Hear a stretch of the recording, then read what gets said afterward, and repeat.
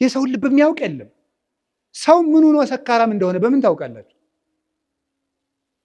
ዘመን ጥሎት ይሁን አጥቶ ይሁን በአስተዳደግ ተበድሎ ይሁን አደጋ ደርሶበት ይሁን ጎዳና ላይ የወጣ በምን እንደሆነ በምን ታውቃላችሁ? አናውቅም ወገኖች። ሰው የመሰለውን ነው የሚናገረው፣ ያሰበውን ይናገራል። እግዚአብሔር በሚያውቀው ሰው ነው የነገረኝ።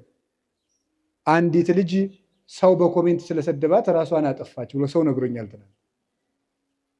በጣም ያሳዝናል። እውነቴን ነው የምነግራችሁ።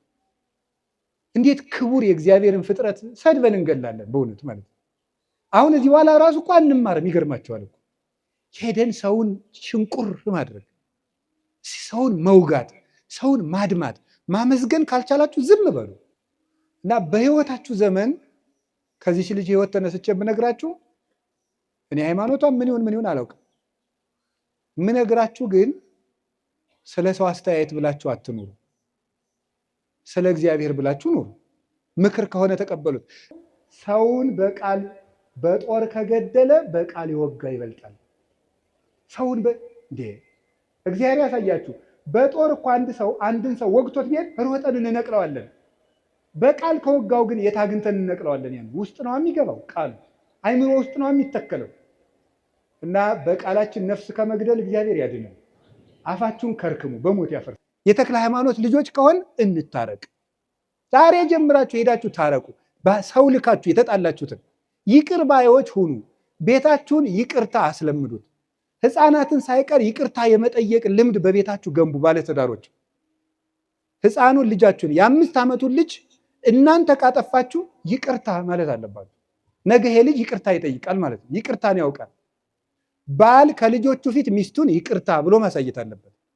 ሚስት ከልጆቿ ፊት ይቅርታ፣ ነገ እሱ ባል ሲሆን ሚስቱን ይቅርታ እንዲጠይቅ፣ ነገ እሷ ሚስት ስትሆን ባሏን ይቅርታ እንድትጠይቅ።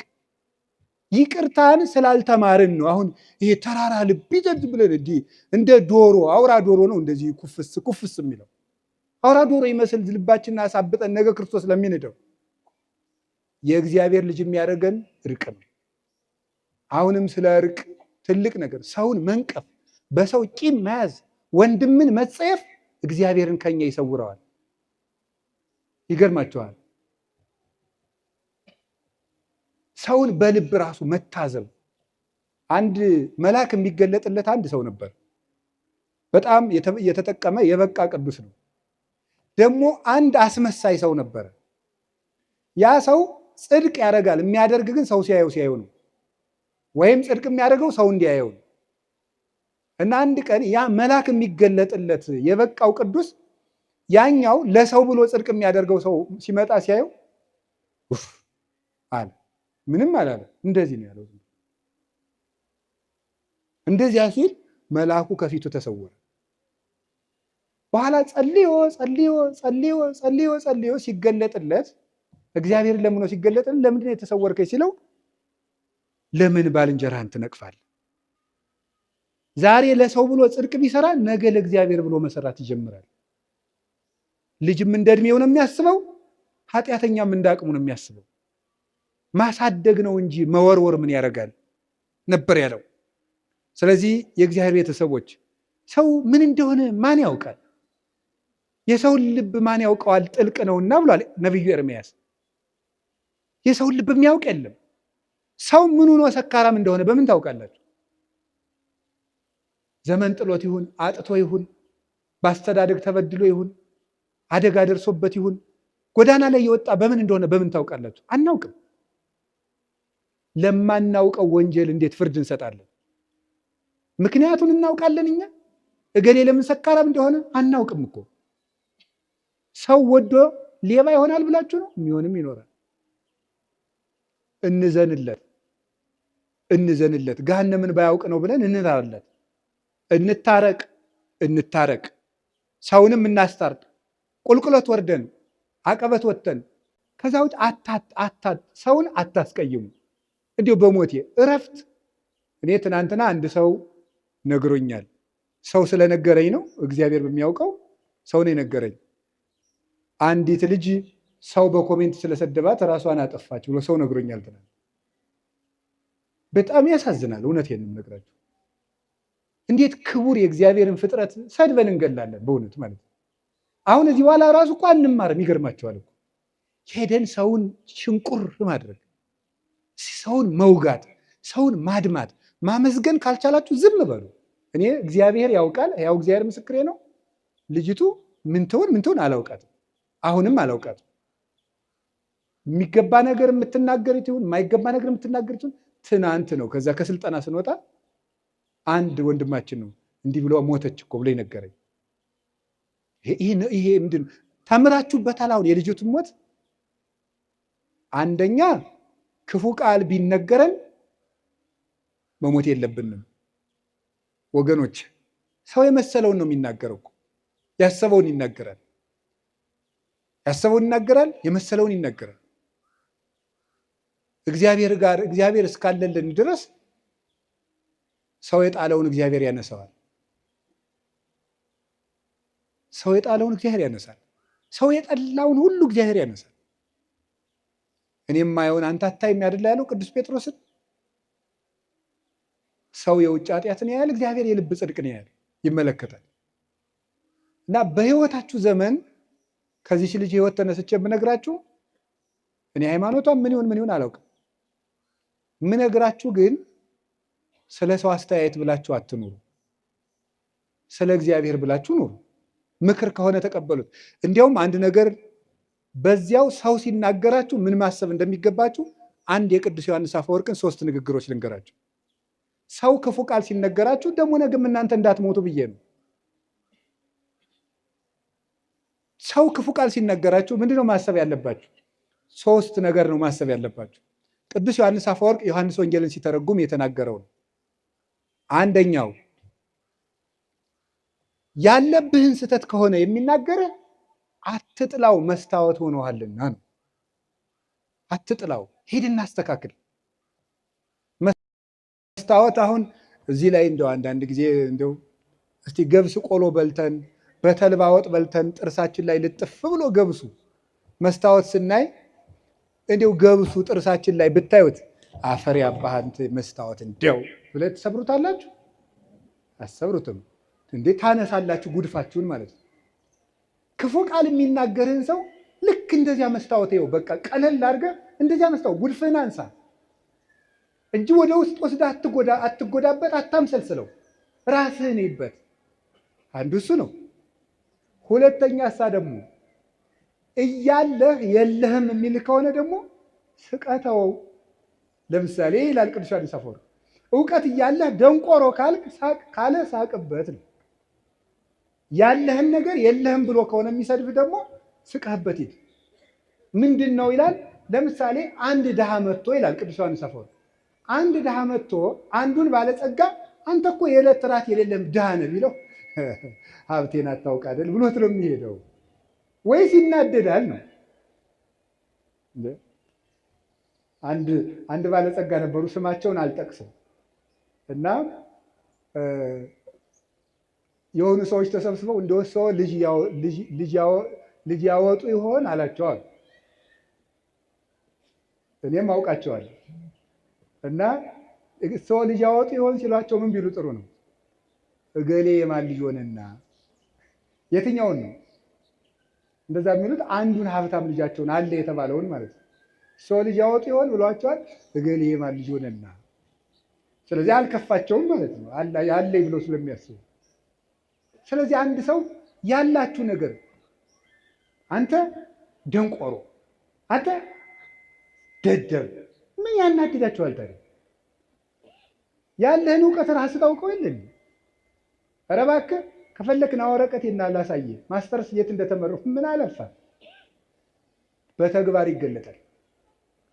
ሶስተኛ በተፈጥሮ እየሰደበ ከሆነ ጸልይለት።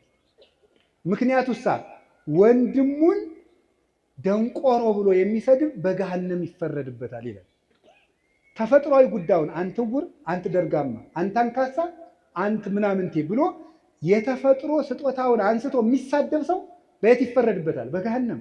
ስለዚህ በገሃነም የሚፈረድበትን ስራ እየሰራ ስለሆነ ወይኔ ወንድሜ እኔን ሰድቦ ገሃነም ሊገባ ነው ብለን ጸልይለት ነው ያለው ቅዱስ ዮሐንስ አፈወርቅ። የመጨረሻ ግን ክርስቶስ እንደተሰደበ አስብ። ክርስቶስ ተሰድቦ እኔ የተሰደብኩ ብላችሁ ለምንድን ነው ሌሊት ተቀን እረፍት የምትነሳችሁ? ውሃ መጠጣት የሚያቅታችሁ? እራት አልበላችሁም? ለምንድን ነው? ጌታዬ ተሰድቧል ብላችሁ ተጽናኑ። ስለዚህ እንደዚያ ልላችሁ ፈልጌ ነው። በአንጻሩ ግን ደግሞ ሰውን በቃል በጦር ከገደለ በቃል የወጋ ይበልጣል። ሰውን እንዴ እግዚአብሔር ያሳያችሁ። በጦር እኮ አንድን ሰው ወግቶት ቢሄድ ሮጠን እንነቅለዋለን። በቃል ከወጋው ግን የት አግኝተን እንነቅለዋለን? ያን ውስጥ ነው የሚገባው ቃሉ፣ አይምሮ ውስጥ ነው የሚተከለው። እና በቃላችን ነፍስ ከመግደል እግዚአብሔር ያድናል። አፋችሁን ከርክሙ በሞት ያፈርሰዋል።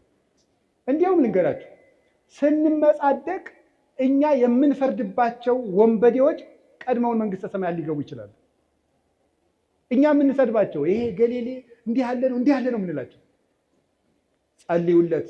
አረጋዊ መንፈሳዊም ብሏል፣ ለመሪከ ፈያታዊ ወዘማዊ በል በአይቴ አምር ለማይቀድመን በውስተ ገነት ከመፈያታዊ ዘየማን።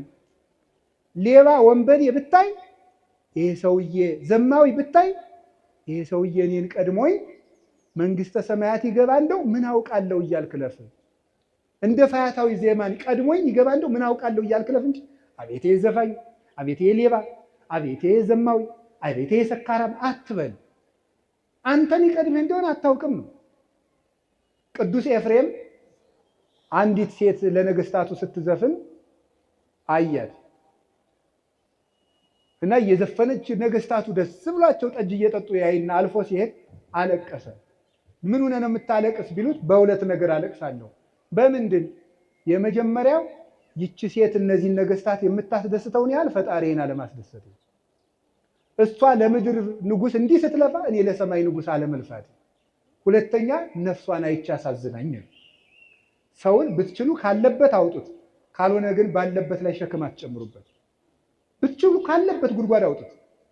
እንዲያውም አንድ ልንገራችሁ፣ ከባሕታውያን አንዱ ከሴተኛ አዳሪዎች ቤት የሚሄድ ሰው ነበር። ቅርጫት ይሰራል፣ ቅርጫቱን ይሸጣል። ማታ ከሴተኛ አዳሪዎች ቤት ይሄዳል። ስንት ነው የምታሳድር ይላቸዋል። ይሄን ያህል በዛሬን ይመጣል ብሏት ይሄዳል። ብሩን ይከፍላል። ይሄድና ገብቶ ማልቀስ ይጀምራል። ምን ሆነ ነው? መልክ ያስጠልቷል ትለዋለች። አላስጠላኝም። እና ምንድን ነው የሚያስለቅስህ? እንሞታለን። ከዚያ በኋላ አብረው ታለቅሳለች። ምን ላድርግ? ንስሐ ልግባ።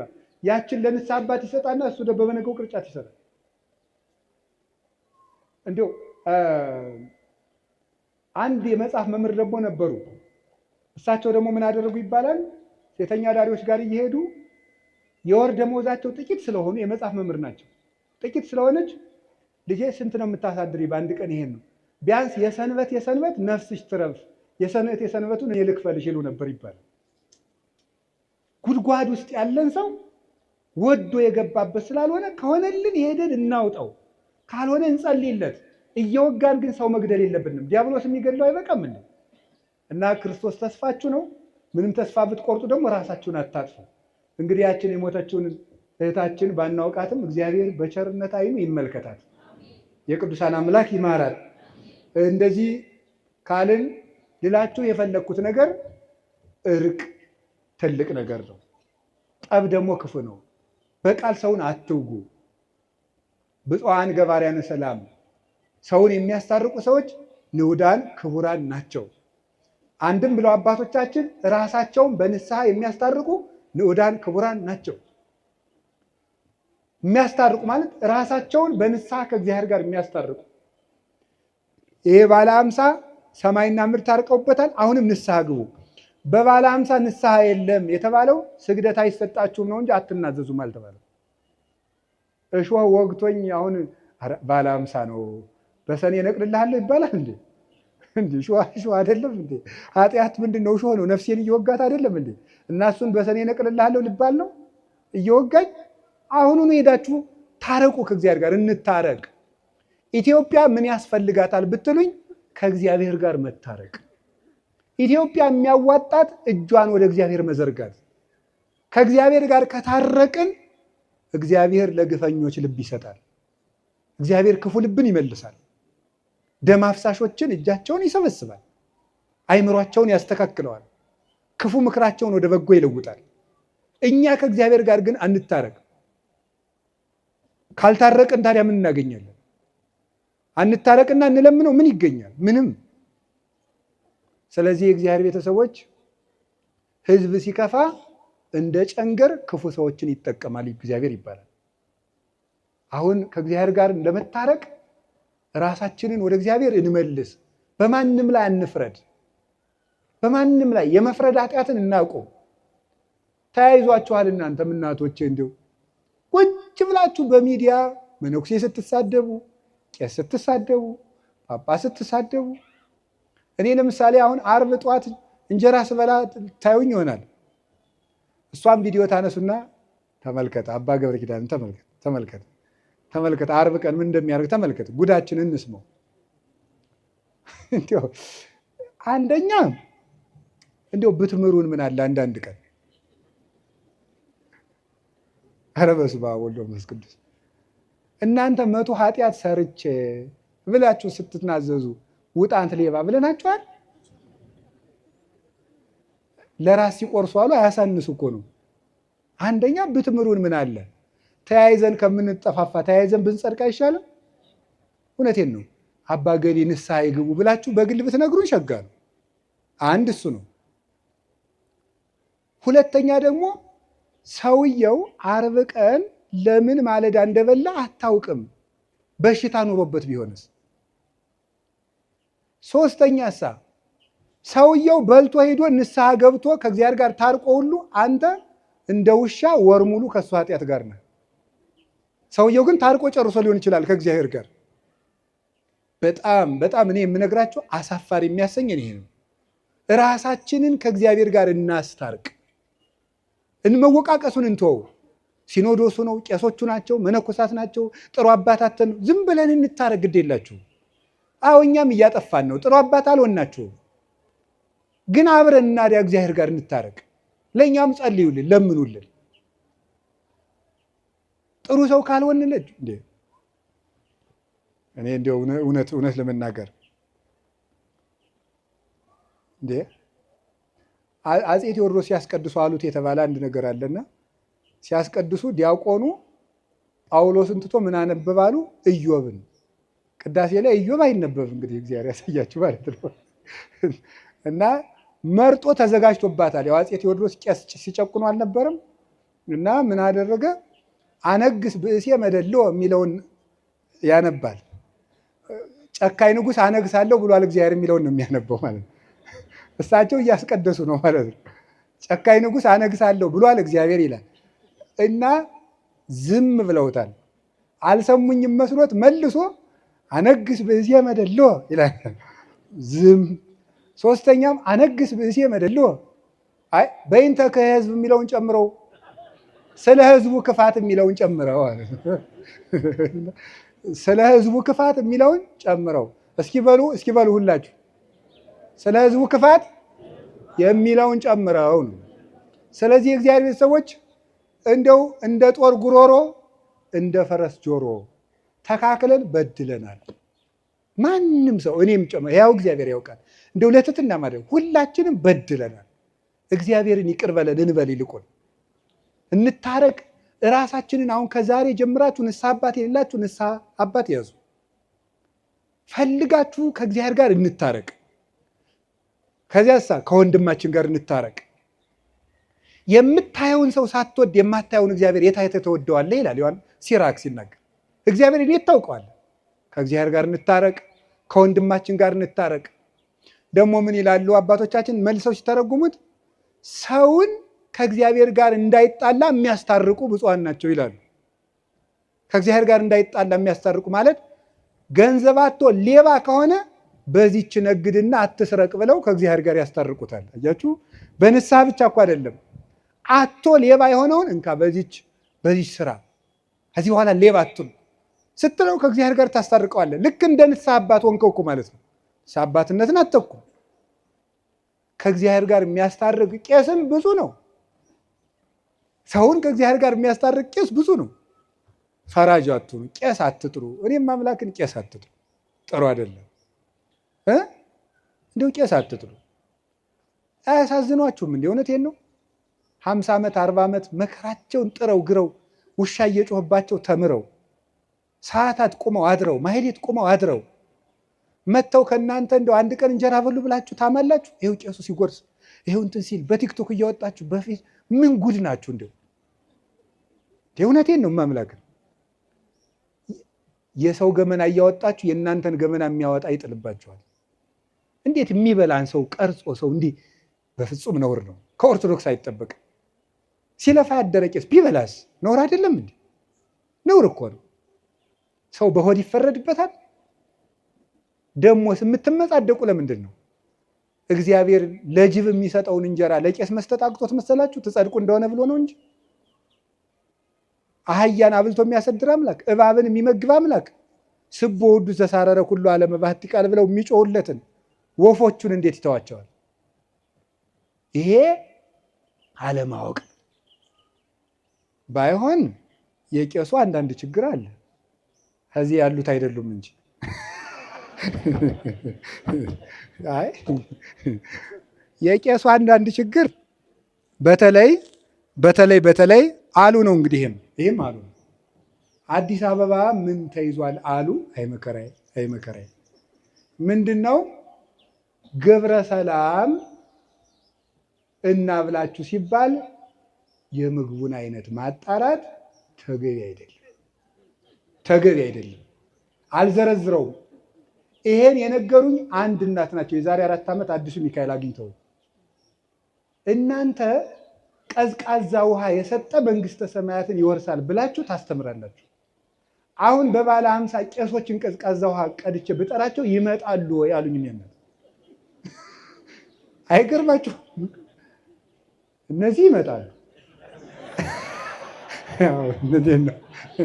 ስለዚህ አሁን እኔ የምነግራችሁ እና መርጦ ንስሐ ልጅ መያዝ፣ ድሃውን ንስሐ አባት አልሆንም ማለት፣ ሀብታሞችን ቶሎ ቶሎ እያገኙ የድሃውን ስልክ አለማንሳት።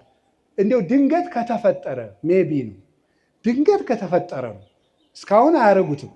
ድንገት ከተፈጠረ ይችን እናስተካክል፣ እኛም ይችን እናስተካክል፣ እናንተም አትፍረዱ። አብልታችሁ መፍረድ በጣም ከባድ እኮ ነው። አብርታ እያበላችሁ ቪዲዮ ማንሳት ሞኝ ናችሁ። አሁን እኔ አሁን መጥቼ ከእናንተ ቤት ስበላ ጉርስ ሳረግ ቪዲዮ ልትቀርጹኝ ነው? መነኩሴን እንደው ሲጸልይ ያነሱታል እንጂ ሲበላ የኛ አባት ሲበላ ልትሉ ነው? የኛ አባት ሲጸልይ ይበሉ እንጂ ነው እኮ ነው። ዘወር ነው ማለት ዘወር። እንደውም ልንገራችሁ፣ ሰማችሁኝ? ሰው ሲበላ አቅርባችሁ ዘወር በሉ። አይናችሁት ይብላ፣ ሀራበው ይብላ። እኔ እውነቴን እኮ ነው።